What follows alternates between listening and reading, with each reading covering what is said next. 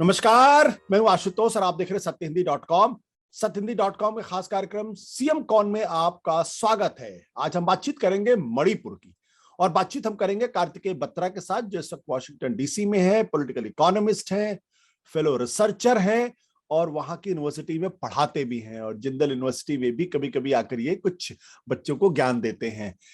तो कार्तिक, ये बहुत हम वैसे तो बातचीत हमने की उत्तर प्रदेश के बारे में, बहुत ही एग्जॉस्टिव तरीके से बात की, पंजाब के बारे में बातचीत की, कई चरणों में उत्तराखंड की बात की, गोवा की बातचीत की, मणिपुर के बारे में हमने बातचीत नहीं की थी। मणिपुर में 2 फेजेस में चुनाव होने वाले हैं। जो आखिरी फेज है वो 5 तारीख को होगा और 5 तारीख को वहां पर चुनाव है। और मणिपुर कई मायनों में बिल्कुल फर्क भी है। यहां अगर हम बात करें तो कुल 60 सीटें हैं और गरीब इलाका है रिलेटिवली। एक तबका वो है जो पूरी तरीके से क्रिश्चियन डोमिनेटेड है, दूसरा जो हिस्सा है वो हिंदू डोमिनेटेड है। तो कार्तिकेय, आपने बड़ी अच्छी स्टडी कर रखी है मणिपुर के बारे में, तो हमारे दर्शकों को जरा एक जानकारी दीजिए। मणिपुर कैसा इलाका है, वहां चुनाव किस तरीके से होते रहे हैं, कौन सी पार्टी आगे बढ़ती रही है जी और कैसे वहां उलटफेर हुए पिछले दिनों? आशुतोष जी, ये थोड़ा सा दुर्भाग्यपूर्ण है कि हालांकि हम जब टूरिस्ट बनते हैं तो हम उत्तर पूर्व की ओर भागते हैं कि बहुत सुंदर है, लेकिन जब पॉलिटिक्स आती है कहीं ना कहीं तो हमारा ध्यान वहां से हट जाता है। तो हमारी सत्य हिंदी पे, क्योंकि जैसा कि मेरी भी आपसे बात हुई, हमारी ये कोशिश है कि हम हर राज्य को उसके उस तवज्जो दें और इस वजह से हमने मणिपुर पे ये शो कर रहे हैं। तो जैसा कि आपने कहा कि 60 सीटें हैं मणिपुर में, और इस शो का भी फॉर्मेट थोड़ा इसलिए हम अलग रखेंगे कि हम अपने व्यूअर्स को मणिपुर के बारे में एक इंट्रोडक्टरी लेसन देंगे कि मणिपुर कैसा दिखता है, क्या इलाके हैं। और उसके लिए मैं इस बार कुछ ग्राफिक्स यूज करूंगा जो मैंने बनाए हैं स्वयं इस पर्टिकुलर एपिसोड के लिए। तो अगर आपकी अनुमति हो तो मैं अपनी स्क्रीन शेयर करना चाहूंगा। बिल्कुल, श्योर श्योर। जी, तो अगर हम मणिपुर को देखें, आप देख पा रहे होंगे मेरी स्क्रीन पे, तो 2 मैंने मैप बनाए हैं यहाँ पे। बाईं ओर बताता है कि मणिपुर की 2 लोकसभा सीटें हैं। जैसा कि आप जब साउथ इंडियन खाना खाते हैं तो वड़ा खाते हैं, तो ये कुछ वैसा ही स्ट्रक्चर है कि बाहर के जो इलाके हैं उनको बोलते हैं आउटर मणिपुर की सीट, और जो अंदर के इलाके हैं उनको बोलते हैं इनर मणिपुर की सीट। मतलब मैंने जितने भी स्टेट्स देखे हैं, ऐसी पार्लियामेंट्री सीटें देखना मैंने नहीं देखी आज तक ऐसी कोई सीट कि एक सीट बिल्कुल बाहर और एक सीट उसके अंदर, मतलब लैंड लॉक्ड, कहीं ना कहीं एक कॉन्स्टिट्यूएंसी के दूसरी कॉन्स्टिट्यूएंसी लॉक्ड है। तो ये 2 इलाकों में हम बात करेंगे। और ये समझें कि ये जो गुलाबी इलाका है बाएं मैप पे, आउटर मणिपुर का, ये मैक्सिमम इलाका हिली इलाका है, खासकर की नॉर्थ साइड पे। वेस्टर्न साइड पे कम इलाका हिली है, वो असम का बॉर्डर लग जाता है, और ईस्टर्न साइड पे भी काफी समतल इलाका है, लेकिन नॉर्थ और साउथ में काफी हिली इलाका है। और चुनाव भी जो हो रहे हैं वो 2 चरणों में, तो वो दायां वाला मैप है। जो आप गुलाबी रंग देख रहे हैं वो दूसरा चरण है, और जो बैगनी रंग देख रहे हैं वो पहला चरण जो हो चुका है। अब अगर हम बात करें कि इसके डेमोग्राफिक्स कैसे हैं राज्य के, तो ये जो हरा वाला इलाका है इनर मणिपुर, यहां पर देखिए मणिपुर में 3 मेन एथनिसिटीज हैं। एक बोलते हैं हम मीटी, मीटी, एक नागा और एक कुकी। तो जो मीटी हैं वो बहुत पॉलिटिकली इन्फ्लुएंशियल रहे हैं। जो अभी मुख्यमंत्री हैं बीरेन सिंह, और इसके पहले जो मणिपुर के कांग्रेस के 3 टर्म के मुख्यमंत्री थे ओक्राम इबोबी सिंह, वो भी इसी कम्युनिटी से आते हैं। और इस कम्युनिटी का ये जो हरा वाला इलाका है, ये जो समतल इलाका है, इसको वैली बोलते हैं। वैली में काफी दबदबा है।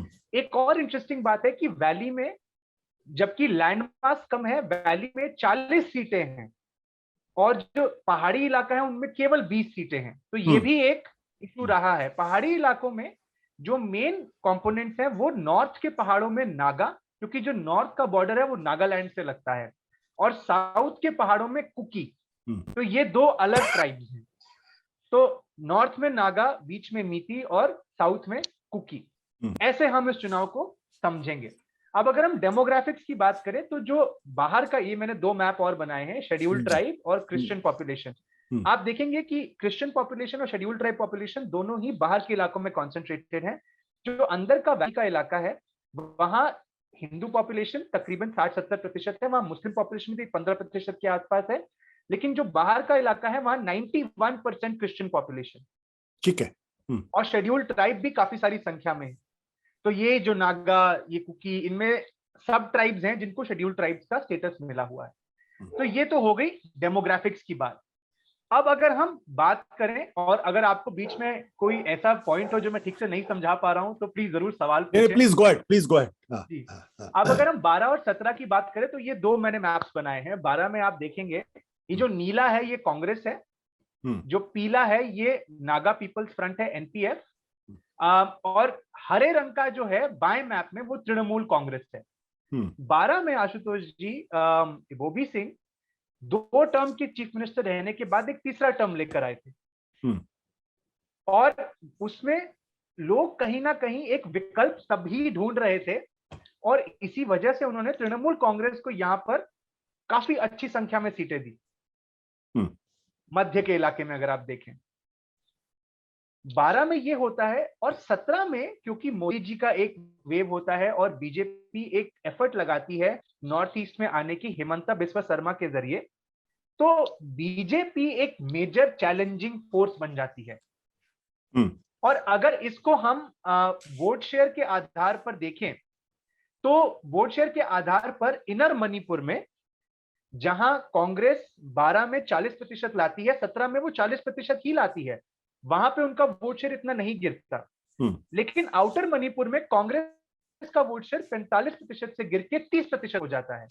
बीजेपी का वोट शेयर जो 12 में इनर मणिपुर में 2% होता है आशुतोष जी, वो 17 में 2 से कूदकर 38% हो जाता है। और आउटर मणिपुर में बीजेपी का वोट शेयर जो 2.5% होता है 12 में, वो कूदकर 34.4% पहुंच जाता है 17 में।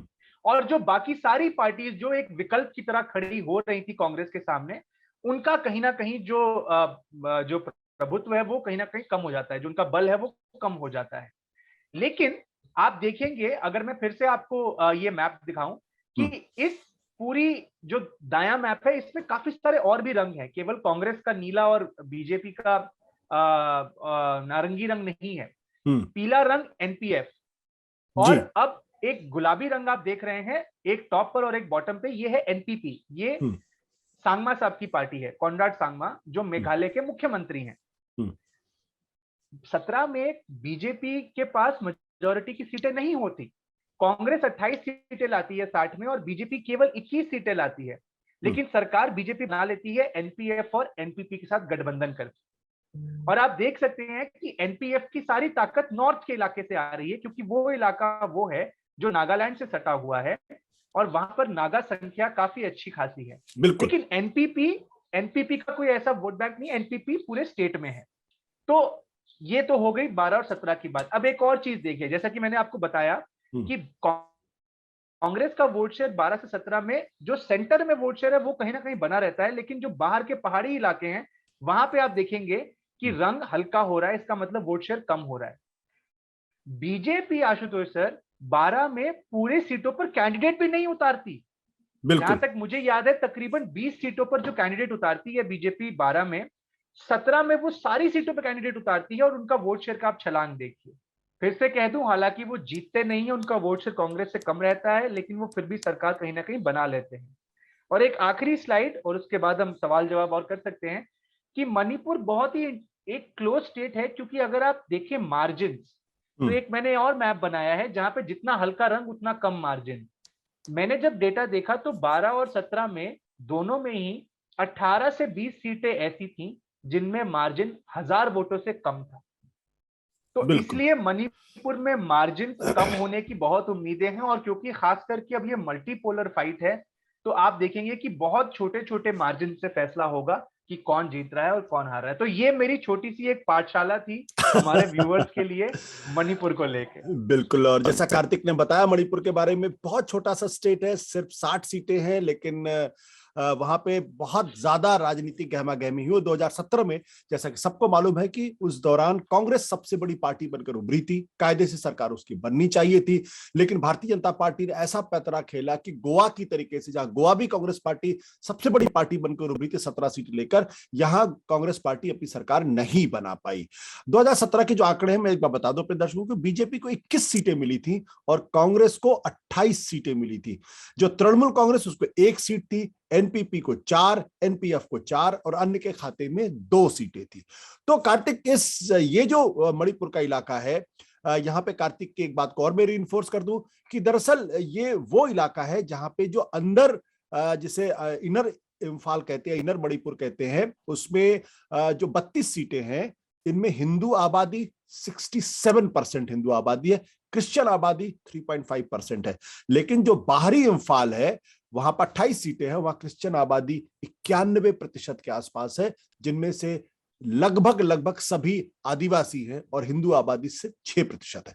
तो इस बार का चुनाव में क्या उलटफेर आप देख, क्या आपको लगता है कि बीजेपी फिर सरकार बना ले जाएगी या कांग्रेस पार्टी अच्छा परफॉर्म करेगी? एक बात क्लैरिफाई करो आशुतोष जी कि आपने कहा अंदर 32 सीटें हैं, बाहर 28, बिल्कुल सही कहा। ये लोकसभा के हिसाब से, लोकसभा की सीट के सेगमेंट। जब मैंने कहा था 40 और 20, वो एक ज्योग्राफिक डिवीजन में अगर हम देखें तो 40 सीटें वैली की और 20 हिल्स की मानते हैं, लेकिन अगर हम लोकसभा के सेगमेंट्स कर देखें तो 32 अंदर और 28 बाहर, व्यूअर्स की कंफ्यूजन ना हो इसलिए। आशुतोष जी, मुझे लगता है कि ऐसे छोटे स्टेट्स में जहां मल्टीपोलर फाइट्स है वहां इको एज रहेगा 2 कारणों की वजह से। एक कि मणिपुर जैसे नॉर्थ ईस्टर्न स्टेट चाहते हैं कि जो पार्टी दिल्ली में सरकार में हो वही पार्टी हमारे स्टेट में भी हो। दूसरा कि एक पोस्ट पोल सिनारियो में जहां छोटी छोटी पार्टीज की सीटें, अभी आपको जानते होंगे आप, जेडीयू तक वहां चुनाव लड़ रहा है। तो क्या होगा हमें नहीं पता, मार्जिन बहुत कम रहने वाले हैं। कांग्रेस ने गठबंधन बनाया है लेफ्ट पार्टीज के साथ, लेकिन मुझे लगता है कि हालांकि मार्जिन बहुत कम रहेंगे, लेकिन इन कारणों की वजह से मैं बीजेपी को एज देता हूं। एक और बात कि हमें ये बात माननी पड़ेगी कि नरेंद्र मोदी की सरकार जो सेंटर में रही है, उन्होंने नॉर्थ ईस्ट को एक मेन स्ट्रीम के मैप पर लेकर आए हैं और उन्होंने जितना भी कार्य किया है तो उससे नैरेटिव नॉर्थ ईस्ट पे बना है। इस बात का क्रेडिट उनको देना चाहिए और मैं लेकिन मुझे लगता है कि बीजेपी की इंटरनल इस बार डायनामिक काफी खराब हुए हैं टिकट डिस्ट्रीब्यूशन के बाद। और दूसरी बात, एक जो नागा फैक्टर है कि जो नागालैंड में पिछले दिनों में आफ्सपा के अंतर्गत जो एक मुठभेड़ हुई और वहां पर लोगों की जो हत्या हुई या मृत्यु हुई रादर, उसकी वजह से मुझे लगता है कि एनपीएफ को फायदा हो सकता है। और एक और बात बहुत इंटरेस्टिंग, ये इतना मेसी चुनाव है, इसको समझिए। इस समय बीजेपी सरकार में है एनपीपी और एनपीएफ के साथ, और ये तीनों चुनाव अलग अलग लड़ रहे हैं। ओके। एनपीपी बीजेपी को लेके क्रिटिकल है, उनका डेप्यूटी चीफ मिनिस्टर जो है वो क्रिटिकल है। 2020 में स्थिति यहां तक आ गई थी आशुतोष जी कि अलायंस पार्टनर्स नाराज होकर सरकार से वॉकआउट कर गए थे। Congress party no confidence motion लाकर सरकार बनाने वाली थी और एन मौके पर हिमंता बिस्वा शर्मा को बुलाया गया और सिचुएशन को डिफ्यूज कराया गया। तो 2020 में ही सरकार गिर सकती, एक बहुत ही टेंजिबल थ्रेट था। तो इस वजह से इलेक्शन बहुत कॉम्प्लिकेटेड है। अभी पीछे अमित शाह साहब कुकी वोटर्स को वू करने के लिए कुकी इंसर्जेंट ग्रुप्स को बोल रहे थे कि हमें आने दीजिए, हम आपके साथ बात करेंगे, आपसे चर्चा करेंगे। तो बहुत इंटरेस्टिंग है और बहुत मेसी है। मुझे लगता है इस मेसी पने की वजह से मैं एज बीजेपी को दूंगा। लेकिन अगर कांग्रेस को, अगर यहाँ पे सत्ता में पास एक ही तरीका है, फुल मेजॉरिटी, एक सीट भी कम नहीं, ठीक है, फुल मेजॉरिटी अगर कांग्रेस ला पाती है तो कांग्रेस आएगी सत्ता में। किसी और वैकल्पिक सिनेरियो में मुझे लगता है क्लियर एज बीजेपी। बिल्कुल, किसी और सिनेरियो में बीजेपी के चांसेस ज्यादा है। अगर कांग्रेस पार्टी अपने बल पर बहुमत लेकर आएगी तो मणिपुर में उसकी सरकार बन पाएगी। कार्तिक, बहुत बहुत शुक्रिया, धन्यवाद। सत्य हिंदी का ऐप डाउनलोड करें गूगल प्ले स्टोर पर।